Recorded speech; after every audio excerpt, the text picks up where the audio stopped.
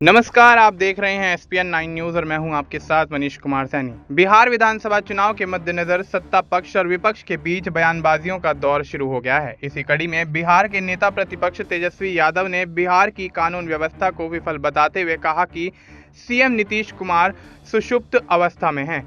उनके इस बयान पर जेडीयू के राष्ट्रीय प्रवक्ता राजीव रंजन ने पलटवार करते हुए कहा कि सत्ता में जो आने की स्थिति में नहीं होते हैं वह ऐसे ही आसमानी बातें और वादे करते हैं। राजीव रंजन ने कहा कि तेजस्वी यादव को पता है कि उनकी पार्टी का जनाधार समाप्त हो रहा है। उनके नेता और कार्यकर्ता लगातार पार्टी छोड़ रहे हैं। हालात उनकी पार्टी के खिलाफ बन रहे हैं।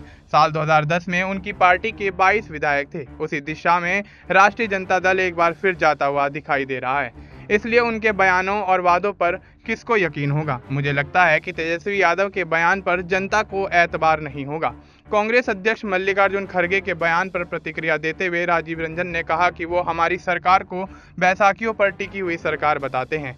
हम उन्हें 99 सांसदों की पार्टी मानते हैं। उनकी पार्टी को जादुई आंकड़ा पार करने के लिए लंबी प्रतीक्षा करनी होगी।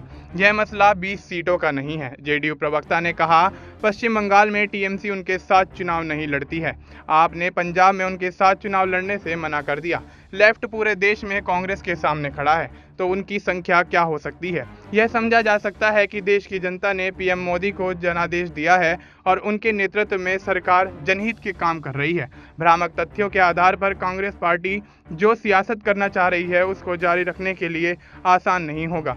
दरअसल कांग्रेस अध्यक्ष मल्लिकार्जुन खड़गे ने बुधवार को कहा कि अगर विपक्षी इंडिया गठबंधन ने लोकसभा चुनाव में 20 सीट और जीत ली होती तो बीजेपी के नेता जेल में होते। उनके इस बयान पर बीजेपी ने पलटवार करते हुए कहा कि खड़गे का बयान कांग्रेस की आपातकाल वाली मानसिकता को दर्शाता है।